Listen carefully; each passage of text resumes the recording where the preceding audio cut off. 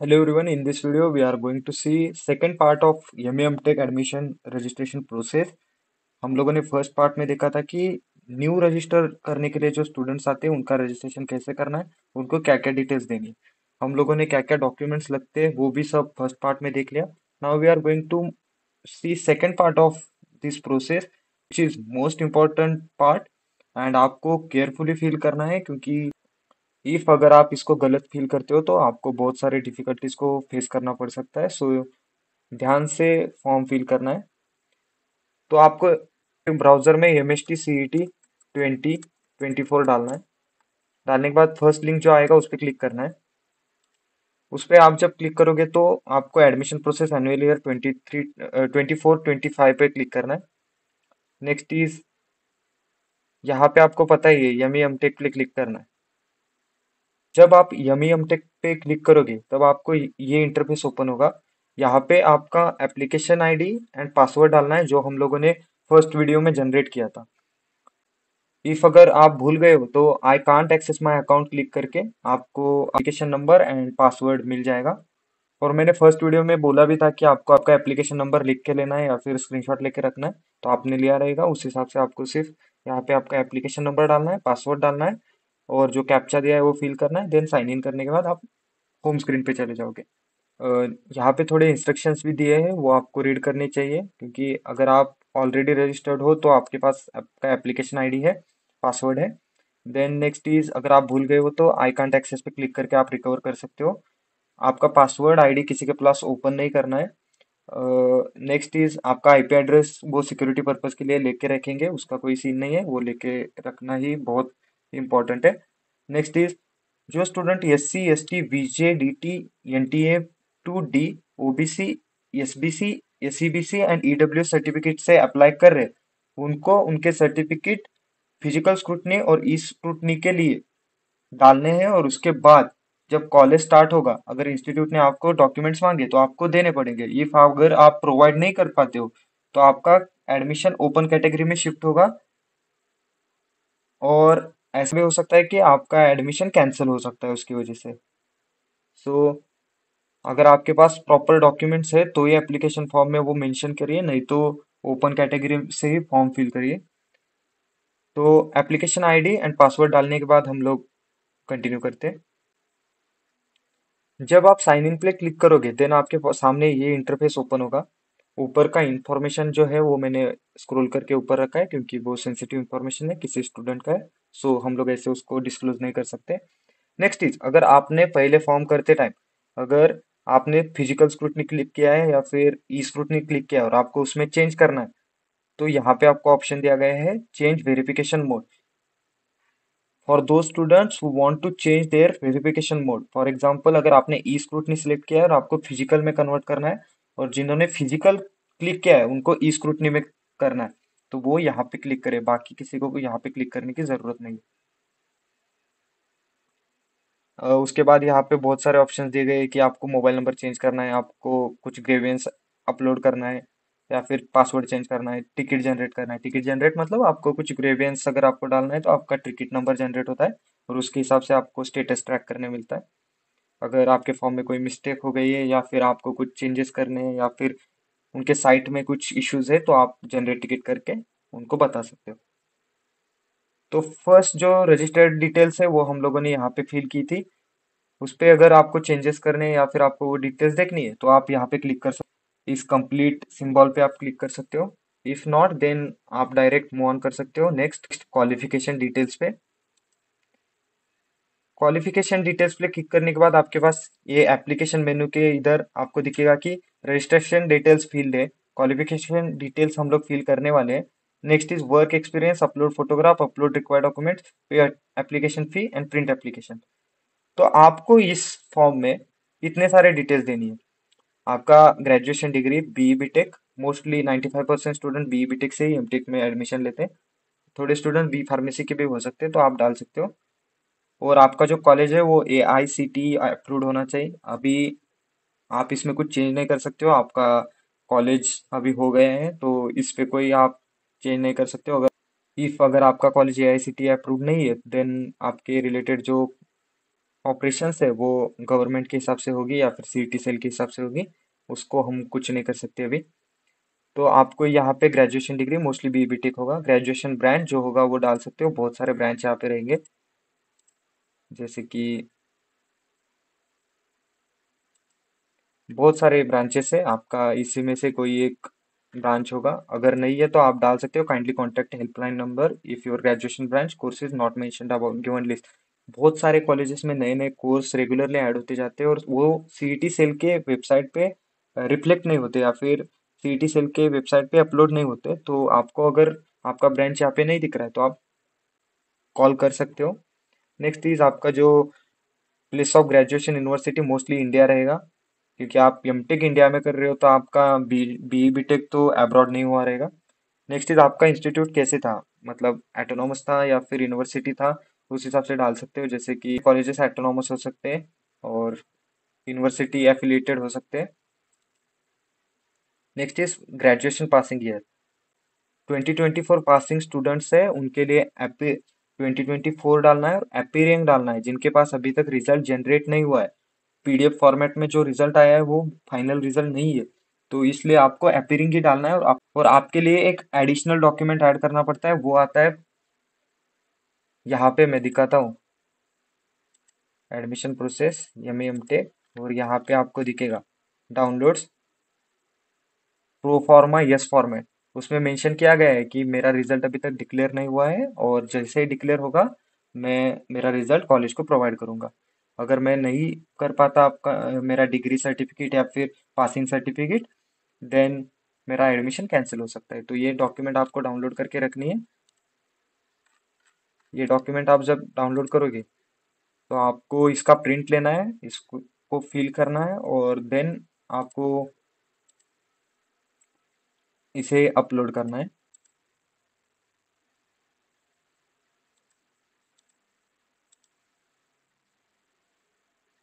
तो 2024 students appearing डालेंगे, उसके पहले जो है 2023 टू जो भी हो वो पास डाल सकते हैं।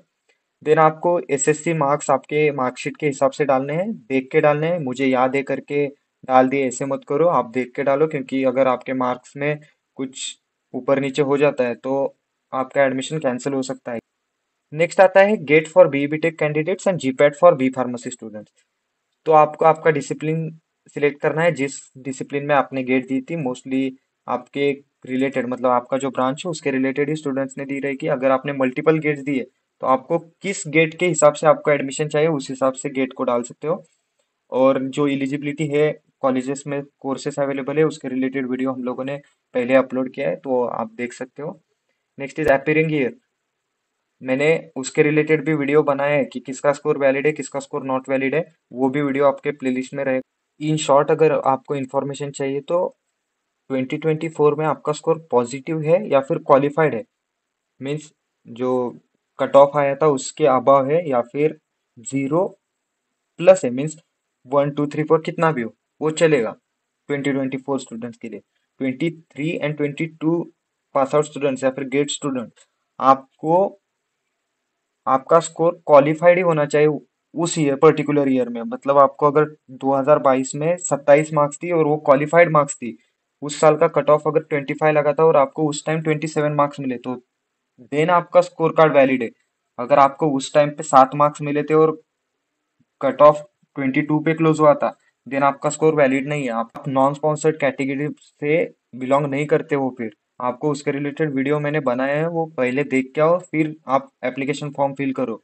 जो पहले पास आउट हुए हैं उन स्टूडेंट्स के लिए, जो अभी पास आउट हुए अभी गेट दिया है वो 24 डाल सकते हो। नेक्स्ट इज आपको यहाँ पे गेट का रजिस्ट्रेशन नंबर डालना है। रजिस्ट्रेशन पर आपके गेट के स्कोर कार्ड पे रह सकता है या फिर आपके जो हॉल टिकट है उस पे रह सकता है। Next is obtain qualified valid score और obtain non qualified not valid score. जिनका गेट स्कोर कट ऑफ के ऊपर है वो है क्वालिफाइड और वैलिड स्कोर, और जो non obtain non qualified students है मीन्स आपको पॉजिटिव में स्कोर है बट आप कट ऑफ क्रॉस नहीं कर पाए, means most of the student इसी कैटेगरी में आएंगे जिनका कट ऑफ नहीं निकला है। जैसे कि सी का कट ऑफ जो इस साल का लगा था वो 27 28 का कुछ तो लगा था, बट मैं जिस स्टूडेंट का फॉर्म फिल कर रहा हूँ उसको अराउंड 20 मार्क्स मिले थे, तो वो आता है non qualified not valid score के अंडर। तो उसको सिर्फ मार्क्स डालने हैं, जैसे कि उसको अगर 19 है तो वो 19 डाल सकता है, 19 पॉइंट समथिंग है तो 19 पॉइंट समथिंग डाल सकता है। बट जिनको वैलिड स्कोर है और क्वालिफाइड है उनके पास 100 आउट ऑफ की स्कोर रहेगा और 1000 आउट ऑफ भी स्कोर रहेगा। जैसे फॉर एग्जांपल मान के चलो उसको 42 मार्क्स मिले हैं, देन उसका स्कोर आता है फॉर एग्जांपल समझो 498, देन वो ऐसे डाल सकता है। बट जिनका non qualified not valid score है वो आउट ऑफ 100 ही डाल सकते हो। जैसे कि 5 आए हैं फॉर एग्जांपल, तो 5 डाल के 7 प्रोसीड कर सकते हो। तो मैं ये इंफॉर्मेशन भर के आपको नेक्स्ट फॉर्म पे या फिर नेक्स्ट फेज पे लेके जाता हूँ। When you fill all qualification details properly, then आप 7 प्रोसीड करने के बाद नेक्स्ट क्वेश्चन पे मूव ऑन करते हो। वो आता है do you have any work experience. जो 2024 पास आउट्स रहेंगे उनके पास नो रहेगा, और जो उसके पहले है वो डाल सकते हैं यस, अगर गेट दिया है तो नो डाल सकते हो। उसके रिलेटेड जो वीडियो है वो देखने के बाद ही आप डाल दो। अगर आपके इसमें मन में कुछ सवाल है तो प्रॉपरली वीडियो देख के आओ, फिर आप ये सब डिटेल्स फिल करो। सो मैं नो डाल देता हूँ। अगर यस डालते हो तो उसके रिलेटेड आपको बहुत सारे डिटेल्स फिल करनी पड़ती है, जैसे कि आपके रिलेटेड जो फॉर्म्स है वेरियस टाइप ऑफ, या फिर ऑर्गेनाइजेशन रिलेटेड जो फॉर्म्स है वो आपको जनरेट करने पड़ेंगे। उनको स्टैम्प, उनके ऊपर स्टैम्प वगैरह लेके, मैनेजर का सिग्नेचर लेके, वो बहुत सारे प्रोसेस है। तो उसके लिए आप दूसरे वीडियोस फॉलो कर सकते हो। तो मैंने नो डाल दिया है। मैं जिस स्टूडेंट का फॉर्म फिल कर रहा हूँ उसके पास कोई वर्किंग एक्सपीरियंस नहीं है, वो राइट नाउ पास आउट हुआ है, सो नो डाल दिया मैंने। तो यहाँ पे आपको फोटोग्राफ एंड सिग्नेचर अपलोड करना है। उसके रिलेटेड आपको इन्फॉर्मेशन पता ही रहेगी। अगर आपके पास पीडीएफ फॉर्मेट में फोटो या फिर जेपीजी फॉर्मेट में, उसको कन्वर्ट कर सकते हो। आई लव पीडीएफ लिंक डाल सकते हो, या फिर बहुत सारे ऑनलाइन एप्लीकेशंस रहते हैं उन पे आप कर सकते हो। उनका साइज भी कॉम्प्रेस करना वगैरह वो ऑनलाइन हो जाता है। फॉर एग्जांपल आपको दिखाता ही हूँ मैं।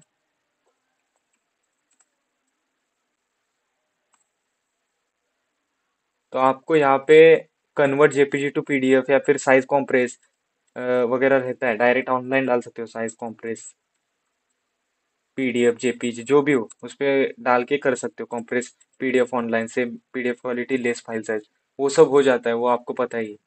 अगर पता ही नहीं है तो आप दूसरा वीडियो फॉलो कर सकते हो। उसके रिलेटेड रूल्स है कि फोटो जो है वो जेपीजी जीपीजी पीएनजी फॉर्मेट में होना चाहिए, पीडीएफ इसमें नहीं चलेगा।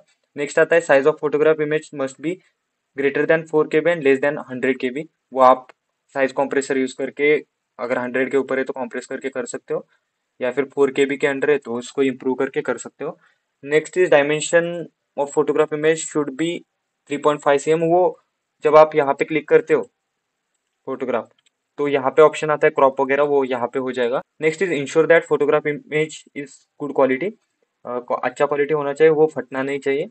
Next is use browse button to set photograph image path, click preview to verify your photo. क्या कभी कभी क्या होता है कि आप कोई फोटो अपलोड करते हो, आपको लगता है कि आपने फोटो अपलोड किया है, लेकिन कभी कभी क्या हो सकता है कि दूसरे स्टूडेंट का फोटो किसी दूसरे स्टूडेंट के एप्लीकेशन फॉर्म में जा सकता है, या फिर आपके गैलरी में कोई अदर फोटो हो तो वो अपलोड हो सकता है। प्रीव्यू करना मस्त है यहाँ पे। तो एंड सिग्नेचर अपलोड करने के बाद वीडियो कंटिन्यू करता हूँ। Once you upload photograph and signature, then you go to next page which is upload required documents. अभी जिस स्टूडेंट का मैं एप्लीकेशन फॉर्म भर रहा हूँ वो स्टूडेंट ओपन कैटेगरी से बिलोंग करता है, उसको कोई ईडब्ल्यूएस फैसिलिटीज अवेलेबल नहीं है, या उसके रिलेटेड 6 ही डॉक्यूमेंट्स उसको अपलोड करनी है, जैसे कि उसका डोमासाइल बर्थ सर्टिफिकेट हो सकता है, एलसी हो सकता है, या फिर डोमासाइल सर्टिफिकेट हो सकता है। नेक्स्ट आता है उसका डोमासाइल सर्टिफिकेट, तो यहाँ पे वो बर्थ सर्टिफिकेट अपलोड करेगा। नेक्स्ट इज यहाँ पे डोमासाइल सर्टिफिकेट अपलोड करेगा, एसएससी का मार्कशीट अपलोड करेगा, एचएससी का मार्कशीट अपलोड करेगा, अगर डिप्लोमा स्टूडेंट है तो डिप्लोमा का मार्कशीट अपलोड करेगा। नेक्स्ट इज आता है अंडरटेकिंग प्रो फॉर्मा यस, जो मैंने डाउनलोड करके सेव करके रखा है वो आपको पता ही है, उसका प्रिंट लेना पड़ेगा, उस पर साइन करना पड़ेगा, और फिर उसे अपलोड करना है, जिसमें मेंशन किया गया था कि मेरा रिजल्ट अभी तक डिक्लेयर नहीं हुआ है, या फिर मुझे अपलोडिंग फॉर्मेट में जो रिजल्ट है वो जनरेट नहीं हुआ है। सो मैं जब भी मेरा एडमिशन स्टार्ट होगा या फिर जब मैं कॉलेज में एडमिशन लूंगा तब मैं डायरेक्टली उनको प्रोवाइड करूंगा। नेक्स्ट आता है valid score card of GATE GPAT. जो स्टूडेंट पास सिर्फ गेट पॉजिटिव स्कोर में है उनके पास उनका स्क्रीनशॉट रह सकता है, और जो स्टूडेंट्स क्वालिफाइड है मीन्स उनको कट ऑफ के ऊपर के मार्क्स है उनके पास पीडीएफ रह सकता है, वो पीडीएफ डाल सकते हैं या फिर पीडीएफ का भी स्क्रीनशॉट लेके डाल सकते हो जैसे वहां पे पूछा गया हो। यहाँ पे बताया गया है कि file format should be JPG, JPEG, PNG, PDF. Maximum size is 1 MB means 1024 KB। और गूगल क्रोम और मोजिला फायरफॉक्स यूज करना है टू अपलोड डॉक्यूमेंट। तो जो डॉक्यूमेंट्स अपलोड करना है उसके रिलेटेड जो रूल्स भी यहाँ पे दिए गए हैं, जैसे कि अगर आप नॉन क्रिमिलियर से हो तो आपको इस डेट तक वैलिड होने वाला ही नॉन क्रिमिलियर सर्टिफिकेट चाहिए, means financial year 2024 to 25 means 1 अप्रैल 2024 के बाद जनरेट किया हुआ जो 31 मार्च 2025 तक वैलिड होगा, अ, वही नॉन क्रिमिलियर सर्टिफिकेट अपलोड करना है। डोमासाइल सर्टिफिकेट जो आपको गवर्नमेंट, स्टेट गवर्नमेंट या फिर तहसीलदार ऑफिस से जो मिला है वही अपलोड करना है। नगर सेवक या फिर ग्राम पंचायत से जो मिलता है वो नहीं चलेगा। जैसे कि इंडियन पासपोर्ट भी चल सकता है आपको सर्टिफिकेट ऑफ इंडियन नेशनलिटी डालने के लिए, या फिर स्कूल लिविंग सर्टिफिकेट हो सकता है या फिर birth certificate. Next domicile certificate जो है वो domicile certificate issued by the Maharashtra state appropriate authorities will be considered valid. और इफ अगर आप आपके माँ के नाम का सर्टिफिकेट या फिर मदर्स नेम का डोमिसाइल सर्टिफिकेट अपलोड करना चाहते हो तो उसके रिलेटेड जो लीगल डॉक्यूमेंट्स है वो अपलोड करनी चाहिए। मोस्ट ऑफ द स्टूडेंट के पास अपना खुद का डोमिसाइल सर्टिफिकेट रहेगा ही, अगर नहीं है तो इमीडिएट बेसिस पे बनवा के ले सकते हो, थोड़ा से पैसे दे के इमीडिएट बेसिस पे बन जाता है। सो आप उसके रिलेटेड टेंशन मत लो, ये बन जाएगा। नेक्स्ट इस फॉर्म में क्या करना है, आपको ये सब डॉक्यूमेंट्स अपलोड करनी है। क्योंकि मेरे पास अभी जो स्टूडेंट है उसका एक डॉक्यूमेंट मेरे पास अभी रेडी नहीं है, तो मैं उससे वो रेडी करके लूंगा और ये अपलोड कर दूंगा। उसके रिलेटेड मैं अभी अपलोडिंग के वीडियो नहीं डालूंगा। आपको प्रॉपर डॉक्यूमेंट्स अपलोड करनी है, उसको व्यू करना है, देखना है कि वही ट्डॉक्यूमेंट अपलोड किया है कि नहीं किया है।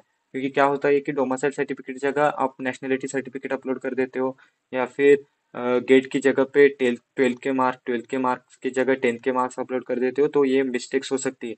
तो प्रॉपरली अपलोड करो। यहाँ पे व्यू का ऑप्शन आएगा, वहां पे व्यू कर सकते हो। देन ये सब करने के बाद आपको एक सेव एंड प्रोसीड का ऑप्शन आएगा।